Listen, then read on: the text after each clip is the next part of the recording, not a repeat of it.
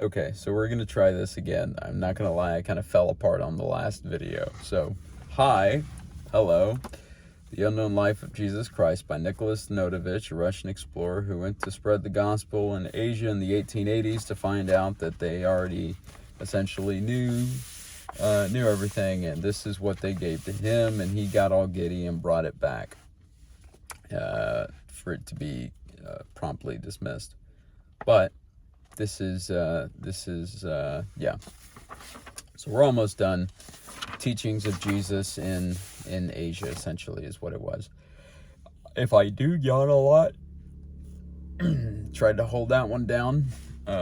Sorry for the poor camera angle. I can't find my tripod, and I'm super tired because it's at this point it's 11 o'clock at night, and I'm super tired because I'm super drained. Ignore the light outside. That is just typical midnight behavior in the far north. So chapter 13 and chapter 14, and we will officially be done with this, and then we'll kind of go into it and my thoughts of everything, and we can kind of go back and forth and see what y'all think. But anyway, thus Saint Isa taught the people of Israel for 3 years in every city and every village, on the highways and in the fields, and all he said came to pass. All this time the disguised spies of the governor Pilate observed him closely, but heard nothing to sustain the accusations formally made against Isa by the chiefs of the cities. But Saint Isa's growing popularity did not allow Pilate to rest. He feared that Isa would be instrumental in bringing about a revolution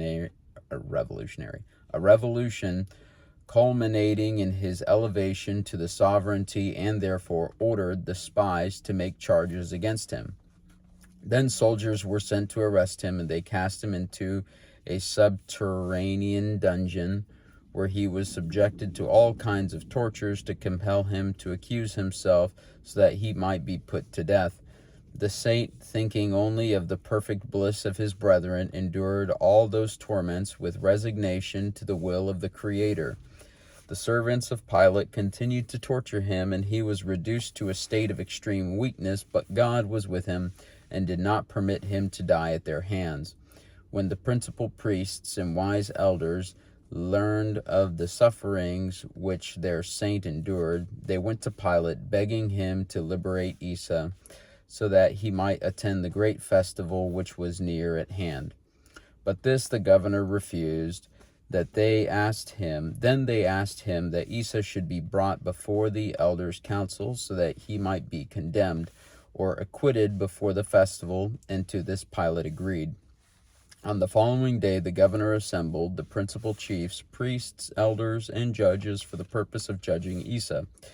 The saint was brought from his prison. They made him sit before the governor between two robbers who were to be judged at the same time with Isa, so as to show the people that he was not the only one to be condemned.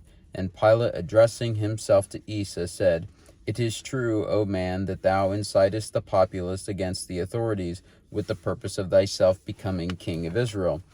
Isa replied, "One does not become king by one's own purpose thereto. They have told you an untruth when you were informed that I was inciting the people to revolution. I have only preached of the King of heaven, and it was him who I told the people to worship. For the sons of Israel have lost their original innocence, and unless they return to worship the true God, they will be sacrificed, and their temple will fall in ruins."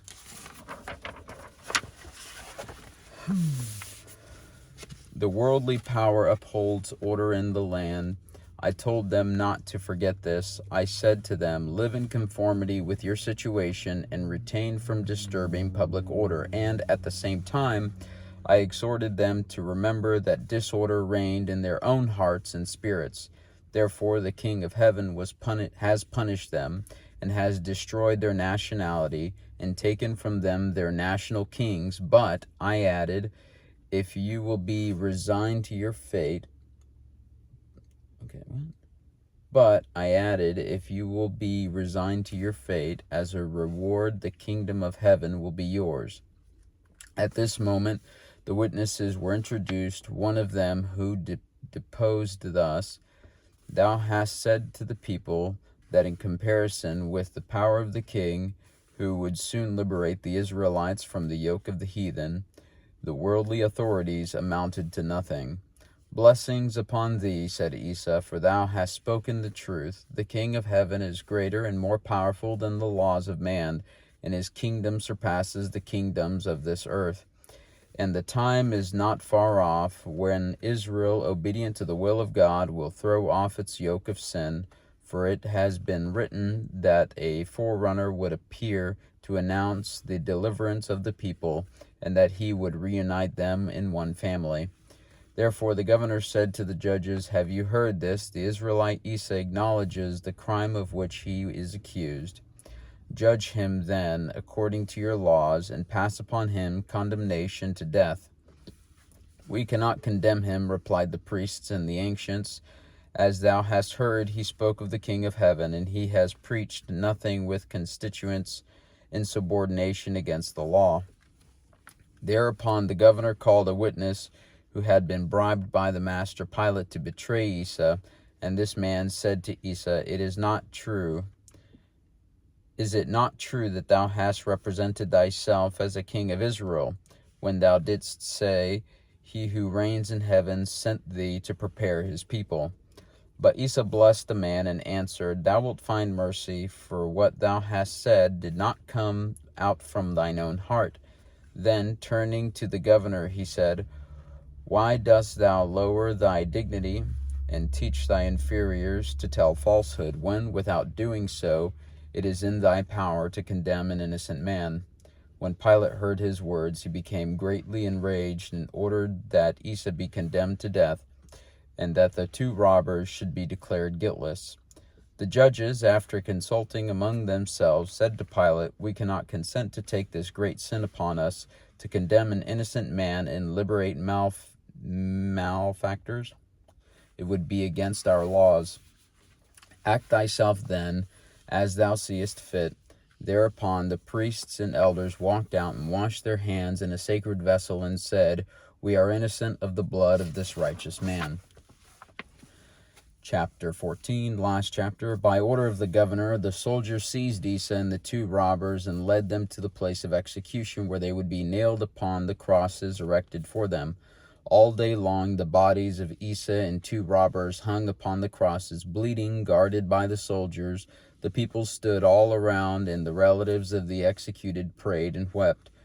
When the sun went down, Asa's tortures ended. He lost consciousness, and his soul disengaged itself from the body to reunite with God. Thus ended the terrestrial existence of the reflection of the eternal Spirit under the form of a man who had saved hardened sinners and comforted the afflicted. Meanwhile, Pilate was afraid for what he had done and ordered the body of the saint to be given to his relatives, who put it in a tomb near the place of execution. Great numbers of persons came to visit the tomb, and the air was filled with their wailings and lamentations. 3 days later, the governor sent his soldiers to remove Asa's body and bury it in some other place, for he feared a rebellion among the people. The next day, when the people came to the tomb, they found it open and empty, the body of Asa being gone.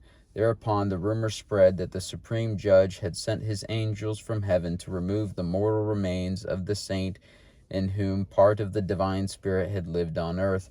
When Pilate learned of this rumor, he grew angry and prohibited, under penalty of death, the naming of Asa or praying for him to the Lord.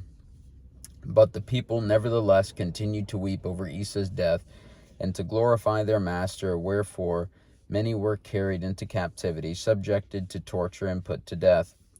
And the disciples of Saint Asa departed from the land of Israel and went in all directions to the heathen, preaching that they should abandon their gross errors, think of the salvation of their souls, and earn the perfect bliss which awaits human beings in the immaterial world full of glory, where the great Creator abides in all his immaculate and perfect majesty.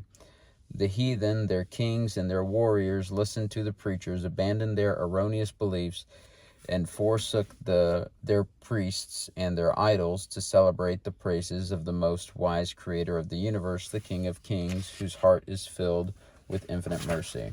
And that is it. And I'm going to bed. Good night.